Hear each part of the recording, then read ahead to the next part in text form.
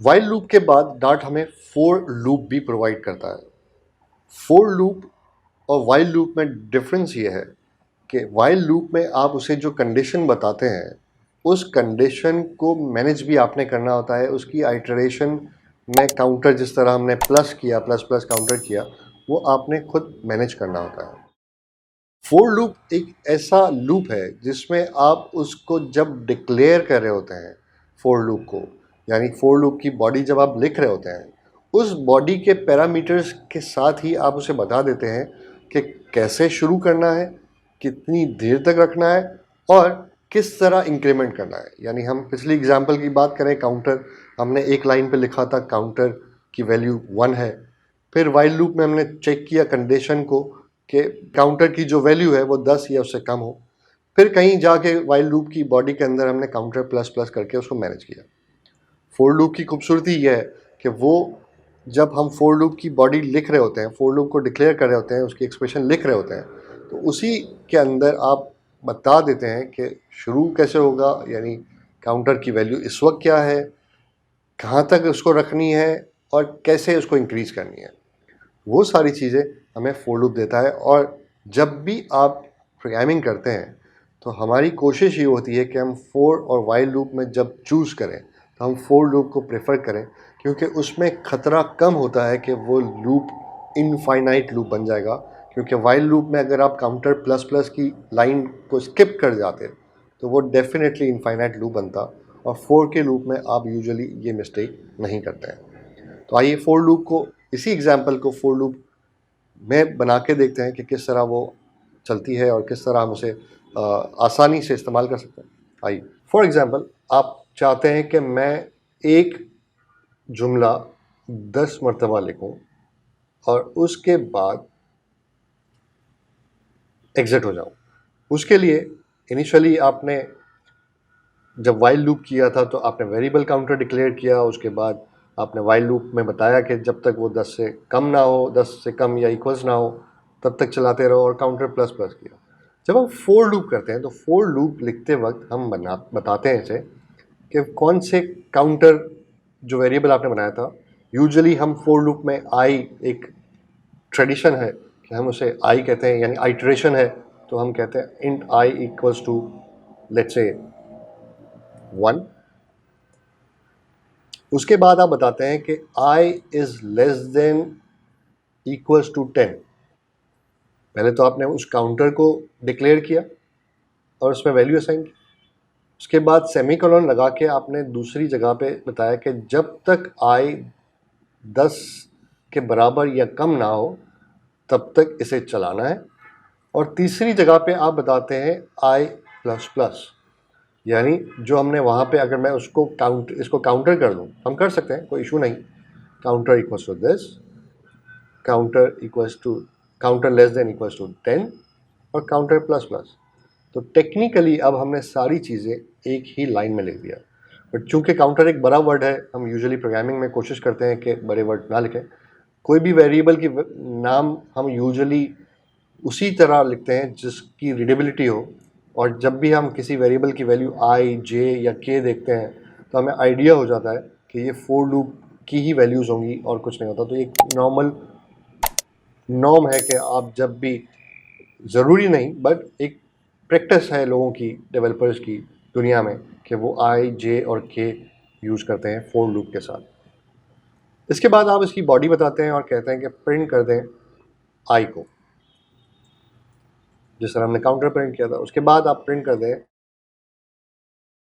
For loop ends here. आइए इस statement को हम रन करके देखते हैं। आप देख सकते हैं 1 2 3 4 5 6 7 8 9 10 और फोर लूप्स एंड हियर। ये आपके पास जो पिछला वाइल लूप आपने कुछ 10 लाइनों में लिखा था, उस प्रोग्राम को जो वही काम कर रहा है जो इस फोर लूप के थ्रू आपने एग्जैक्टली 4 लाइनों में लिख लिया। उम्मीद करता हूँ आपको फोर का लूप बड़ी आसानी से समझ आया होगा और वाइल के लूप से कुछ बेहतर भी लगा होगा। बट हाँ, ऐसी कंडीशन आती हैं जब आपने वाइल लूप ही चलाना पड़ता है। फिलहाल आपके लिए मैं एक एक्सरसाइज दे रहा हूँ। इस एक्सरसाइज टेक्निकली वो वही एक्सरसाइज है जो आपने इससे पहले वाइल लूप के लिए की। उसी वाइल लूप के कोड को आपने फोर लूप में कन्वर्ट करना है, यानी 2 के टेबल को या किसी भी टेबल को आपने प्रिंट करना है 10 टाइम्स, और उस 10 टाइम्स प्रिंट करने के लिए आपने इस दफ़ा वाइल लूप नहीं 4 का लूप यूज़ करना है। तो आइए हम 4 के लूप से इस एक्सरसाइज को करते हैं, और जैसे ही आपकी एक्सरसाइज फिनिश हो जाए मैं चाहूँगा कि आप इस वीडियो को फ़िलहाल पॉज कर दीजिए, और जब आपका सोल्यूशन रेडी हो जाए 4 के लूप के साथ तो फिर आप इस वीडियो को रिज्यूम कीजिए, वापस चलाइए, ताकि जब मैं सोल्यूशन डिस्कस करूं कि 4 के लूप के साथ किस तरह हम कर सकते थे इस एक्सरसाइज को, तो आप कंपेयर कर सकें आपके सोल्यूशन को मेरे सोल्यूशन के साथ। आइए चलते हैं एक्सरसाइज की तरफ। अगर किसी भी टेबल को हमने वाइल लूप की जगह 4 लूप में प्रिंट करना है, तो उसी एक्सरसाइज को अगर हमें करना हो तो हम किस तरह करेंगे। हमने सबसे पहले बताना है कि किस टेबल की वैल्यू की बात हो रही है। मैंने ऐसे कह दिया 2 का टेबल हम यूज़ करेंगे। उसके बाद हमें काउंटर की ज़रूरत नहीं, क्योंकि हम 4 के लूप को जब इनिशियलाइज़ करेंगे तो यहीं पे हम काउंटर बना देंगे। मैं इस काउंटर के वेरिएबल का नाम रखता हूँ i। उसके बाद मैं ऐसे कहता हूँ कि इसकी वैल्यू है 1। फिर मैं बताता हूँ i less than equals to 10 जब तक ना हो तब तक इस लूप को चलाए रखें, और i प्लस प्लस कर दें। उसके बाद आप यहाँ पे प्रिंट करेंगे, उसी तरीके से स्ट्रिंग इंटरपोलेशन करेंगे जो आपने कुछ देर पहले की थी, यानी टेबल नंबर x, उसके बाद इंटरपोलेशन के साथ काउंटर की वैल्यू जो कि i है variable, is equals to table number multiply i। इस लाइन को लिखने के बाद जब आप डॉट रन लिखेंगे तो आप देख सकते हैं कि आपके टेबल को उसने उसी तरह प्रिंट किया जिस तरह उसने पहले प्रिंट किया। अब आप चाहें तो यहाँ वैल्यू 5 कर दें और चला लें तो भी चलेगा। इस वैल्यू को भी हम नंबर की जगह वेरिएबल में लिख सकते हैं। फॉर एग्जांपल एंड्स एट, एक वेरिएबल बना लिया, किसी भी नाम से बना लिया, 10 यहाँ लिख लें, और यहाँ पे एंड्स एट वेरिएबल का नाम लिख लें। आप इसे अब एग्जीक्यूट करेंगे तो भी सेम रिजल्ट देगा, क्योंकि अब आपने हार्ड कोडेड स्ट्रिंग यहाँ नहीं लिखा, आपने वेरिएबल के अंदर उसकी वैल्यू लिखी। आप चाहते हैं कि इस i प्लस प्लस जो कि एक इंक्रीमेंट करता है, आप इसकी जगह i प्लस इक्वल्स टू 2 कर दें। अब वो कुछ इंटरेस्टिंग रिजल्ट देगा। इस जुमले को अगर मैं पढ़ूँ इस लाइन को, तो ये इस तरह है कि i is equals to i plus 2। i में जो भी वैल्यू हो वो उसमें 2 प्रिंट कर दें। ये हमने थोड़ी देर पहले सीखा था कि किस तरह हम इसे लिखते हैं। अब जब मैं इसका प्रोग्राम चलाता हूँ डॉट रन, तो आप देख सकते हैं कि उसने 13579 तक प्रिंट किया, क्योंकि जब आप 2 प्लस करते हैं तो वो 1 में 2 प्लस होगा तो हमेशा ऑड नंबर ही आएगा, इवन नंबर प्रिंट नहीं होगा। लूप्स की जब हम बात करते हैं तो हमारे पास काफ़ी दफ़ा ऐसी सिचुएशंस आ जाती हैं जिसमें हम चाहते हैं कि हमारा कोड या तो लूप से बाहर आ जाए या उसके आगे वाले स्टेप्स को वो परफॉर्म ना करे और नई आइट्रेशन जनरेट कर दे। फॉर एग्ज़ाम्पल, आप तलाश कर रहे हैं किसी एक मखसूस नंबर को। आप कहते हैं कि अगर ये नंबर आ जाए, फॉर एग्ज़ाम्पल आप कहते हैं कि मेरे पास लिस्ट ऑफ नंबर मौजूद है, बट मैं चेक करना चाहता हूँ कि क्या उसमें कोई एक वैल्यू भी नेगेटिव है या नहीं है, या आपके पास स्टाफ के काम को ख़त्म करने की एक लिस्ट आई है, सब में या तो उन्होंने ख़त्म कर लिया या नहीं किया। तो आपके पास ट्रू या फॉल्स की एक लिस्ट आई है कि भाई आपने 10 लोगों को ये काम कहा था, 10 ने कर लिया या नहीं किया। तो हर वैल्यू में या तो ट्रू होगा या फॉल्स होगा। तो आप चेक करना चाहते हैं, लेट्स से फॉर एग्जांपल, कि क्या किसी भी एक शख्स ऐसा है जिसने नहीं किया उसको। तो टेक्निकली मतलब ये है कि जब अगर पहला कोई शख्स मिल जाए तो उसके बाद फिर आपको चेक करने की ज़रूरत नहीं, क्योंकि हाँ, एक शख्स ऐसा है जिसने नहीं किया। तो हम उस सूरत में किस तरह हमारे लूप को रोक सकते हैं, क्योंकि हमें मालूम नहीं कि हर दफ़ा जो डेटा हमारे पास आएगा उसमें वो वैल्यू ट्रू ही होंगी या फॉल्स भी हो सकती है। उस सूरत में हम ब्रेक और कंटिन्यू का सहारा लेते हैं। कुछ देर पहले हमने जब स्विच केस की एक्सरसाइज की थी तो वहाँ भी हमने ब्रेक को यूज़ किया था।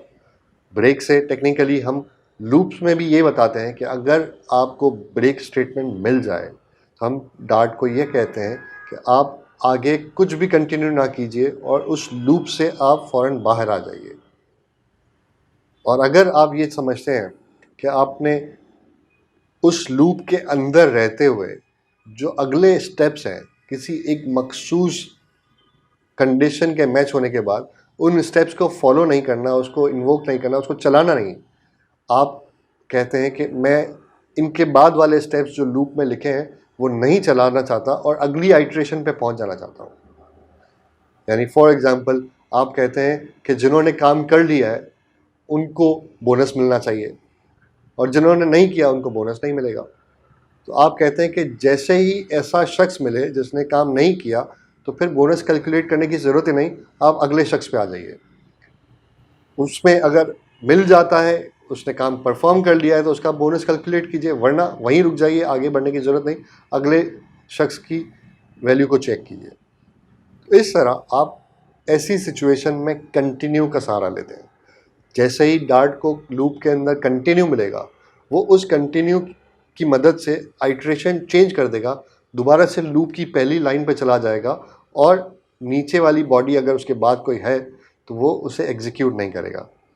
याद रहे जब कंटिन्यू करते हैं और आइट्रेशन चेंज होती है तो जिस तरह हम काउंटर की वैल्यू हमेशा खुद बढ़ाते थे या 4 के लूप में हम आई के आगे लास्ट में राइट साइड पे जो कंडीशन लिखते थे, चाहे वो आई प्लस प्लस थी या आई प्लस इक्वल्स टू 2 थी या कुछ और हो, वो काउंट कंटिन्यू का वर्ड मिलते ही, कंटिन्यू का स्टेटमेंट मिलते ही उस वैल्यू को उसी तरीके से प्लस कर देगा जो आपने उस वहाँ लिखी होगी या माइनस कर देगा जो आपने लिखी होगी। जो भी प्लस माइनस करने की कंडीशन आपने एक्सप्रेशन वहाँ लिखी होगी उस एक्सप्रेशन को वो रन करेगा और एक नई आइट्रेशन चला देगा। आइए इसको प्रैक्टिकली चला के देखते हैं ताकि हमें अंदाज़ा हो कि ये काम किस तरह करता है। फॉर एग्ज़ाम्पल आप एक ऐसा लूप लिखना चाहते हैं जिसमें आप कहते हैं कि अगर नंबर मेरे पास ऑड है तो मुझे स्टेटमेंट प्रिंट कीजिए कि ऑड है, अगर मेरे पास इवन है तो इवन प्रिंट कीजिए, अगर वो माइनस में है, नेगेटिव है, तो लूप से बाहर आ जाइए। इस सूरत में हमें किस तरह उसे लिखना होगा? फॉर एग्जाम्पल हम एक वैल्यू को प्रिंट करते हैं, एक लिस्ट बनाते हैं। लिस्ट हमने अभी बनाना सीखा नहीं, बट आप इसको समझिए कि मैं लिस्ट किस तरह बना रहा हूँ। अगली टॉपिक में जब हम लिस्ट सीखेंगे तो आपको अंदाज़ा हो जाएगा कि मैंने किस तरह उसको लिखा। लिस्ट एक पूरा एरे होता है जिसमें हम मुख्तलिफ वैल्यू को स्टोर कर सकते हैं। फॉर एग्ज़ाम्पल मैं कहता हूँ कि मैंने लिस्ट बनानी है जिसका नाम है नंबर्स इज़ इक्वल्स टू, आप स्क्वायर ब्रैकेट में लिस्ट को हमेशा लिस्ट की वैल्यूज लिखते हैं, तो मैं लिखता हूँ 1 2 3 4 5 6 -10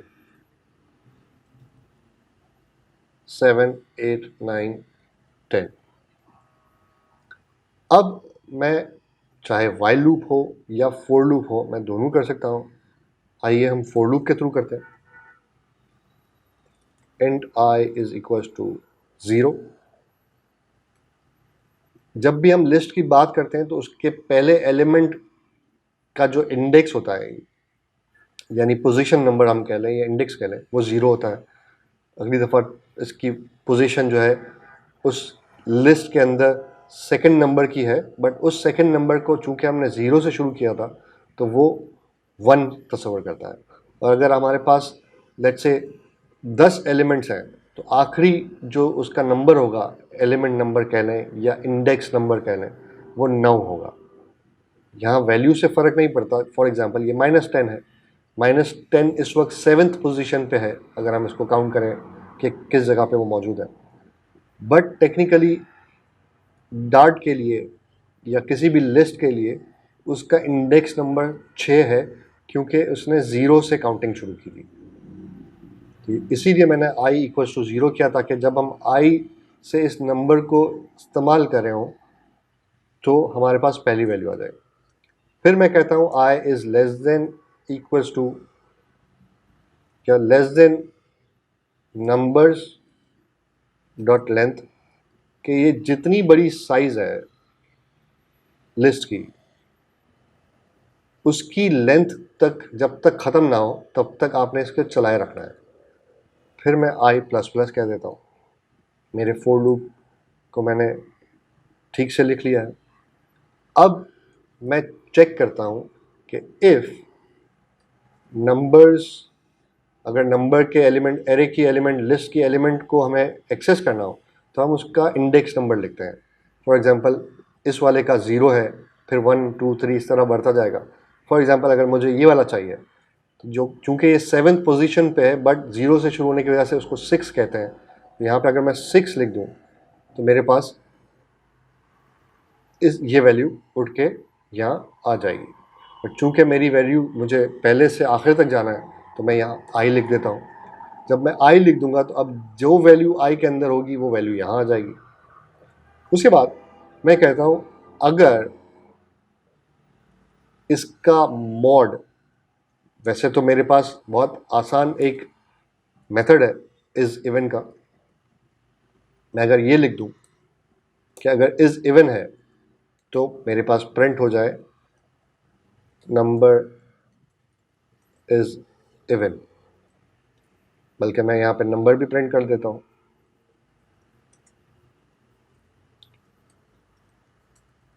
नंबर्स आई, और मैं कहता हूँ else if numbers dot i, numbers curly braces open, उसका index number i dot is odd, अगर वो ऑड है तो ये प्रिंट हो जाए। ओके, मैं ऊपर से कॉपी पेस्ट कर लेता हूँ। यहाँ तक तो मैंने इसको ये काम लिख दिया। अब मैं ये कहता हूँ कि यहाँ पे प्रिंट करो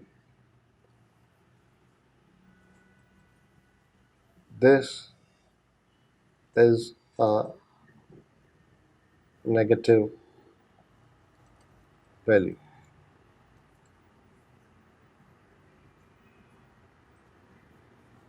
अब वैल्यू क्या थी वो भी हम प्रिंट कर लेते हैं। Numbers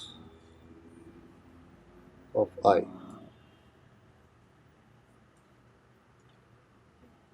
is a negative value.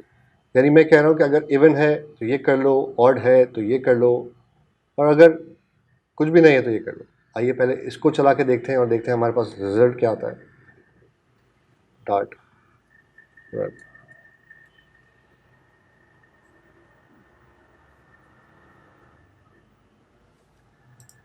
वो ये कह रहा है, बाकी तो जगहों पे उसने बताया, बट उसने हर दफ़ा ये जुमला भी प्रिंट किया, जो कि मुझे नहीं करना था। मुझे तो उस सूरत पे करना था कि अगर ये नेगेटिव हो, ये अगर ऑड है, ये इवन है तो ठीक है। बट यहाँ पे एक प्रॉब्लम ये आया कि जब -10 की बात की तो उसने इवन बताया और इसने बताया कि ये नेगेटिव भी है। अब इसको मैं किस तरह लेके चल सकता हूँ, मेरे पास चॉइस है। या तो मैं इस तरह लिखूँ, if numbers dot I is less then 0, अगर वो नेगेटिव है तो आगे जाने की ज़रूरत नहीं, इस जुमले को प्रिंट करो और कंटिन्यू कर दो।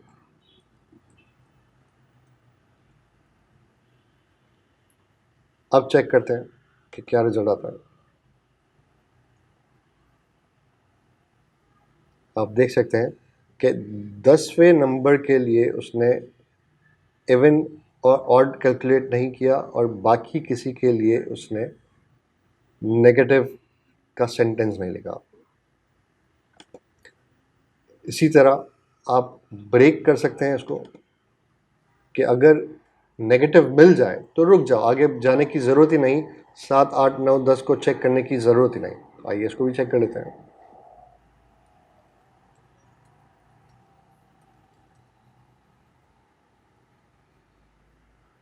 आप देख सकते हैं कि ये चला ही नहीं। अगर मैं ये सवाल उठ सकता है कि मैं ब्रेक क्यों करूं, यहाँ पे एल्स लिख के इसको साथ जोड़ दूं तो भी हो जाएगा। बट फॉर एग्जांपल आपके पास यहाँ पे कुछ और काम भी हो रहे हैं।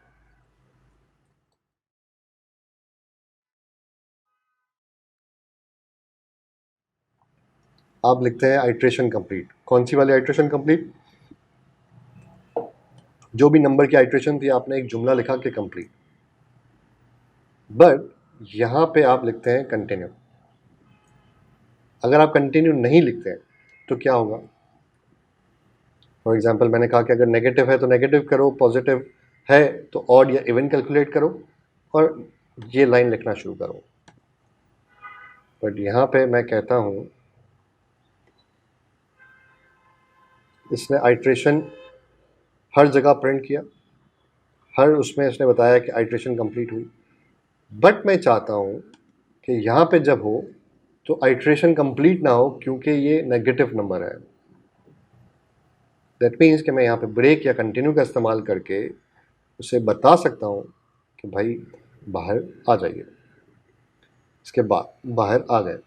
और टेक्निकली जब हम किसी चीज़ में ब्रेक या कंटिन्यू इस्तेमाल करते हैं तो उसे इफ़ एल्स का पार्ट नहीं बनाते, उसे अलग एक इफ़ बना देते हैं क्योंकि अब वो बिल्कुल डिफरेंट दिख रहा होता है कि अगर ये एक अलग पोर्शन है जिसमें मैं ब्रेक या कंटिन्यू कर सकता हूँ और बाकी अगर ब्रेक या कंटिन्यू नहीं हुआ तो ये काम होगा। तो रीडेबिलिटी के पॉइंट ऑफ व्यू से आप इसे एक अलग तरीके से यहाँ पे लिख सकते हैं। सवाल ये उठता है कि हम किस तरह डिसाइड करें कि हमें वाइल का लूप इस जगह यूज़ करना चाहिए या फोर का लूप यूज़ करना चाहिए। बहुत ही आसान जवाब है इसका कि अगर आप ये समझते हैं कि आपके पास एक नंबर गिवन है कि इतनी आइट्रेशंस आपने चलानी है, चाहे आपके पास यूजर्स की लिस्ट हो, डायनामिक हो सकती है, बट चूंकि उसकी लिस्ट की एक साइज होगी कोई ना कोई, आप वहाँ फोर का लूप यूज़ कीजिए। कोई ऐसी सिचुएशन जिसमें आप डिफरेंट, या तो आपको मालूम ही नहीं कि कितनी साइज है उसकी, इनफाइनाइट तरीके से आपने चलाना है और कैलकुलेशन के किसी एक रिजल्ट पे ब्रेक या कंटिन्यू करना है, तो वहाँ फोर का लूप आप यूज़ ना करें, वहाँ वाइल का लूप यूज़ करें। क्योंकि उस फोर के लूप में जब हमने यूज़ किया तो हमारे पास एक लिस्ट थी जिसकी साइज़ या तो 1 हो सकती है या 1 करोड़ हो सकती है। बट जब आप दूसरी सिचुएशन में आते हैं जहाँ पे आपके पास वैल्यू, तो लोग तो उतने ही होंगे, 1 होंगे या 1 करोड़ होंगे लेट्स से, बट आपने उसको उस वक्त तक चलाना है जब तक उसकी वैल्यू उस जगह ना पहुँचे जहाँ आपने उसे पहुँचाना है। और उस वैल्यू के उस फॉर्मूले से जो रिज़ल्ट मिलेगा उसकी बेस पे अगर आप डिसाइड करते हैं कि मुझे इस लूप को कंटिन्यू करना है या नहीं करना, ऐसी सिचुएशन में फोर का लूप नहीं, आप वाइल का लूप लगाते हैं।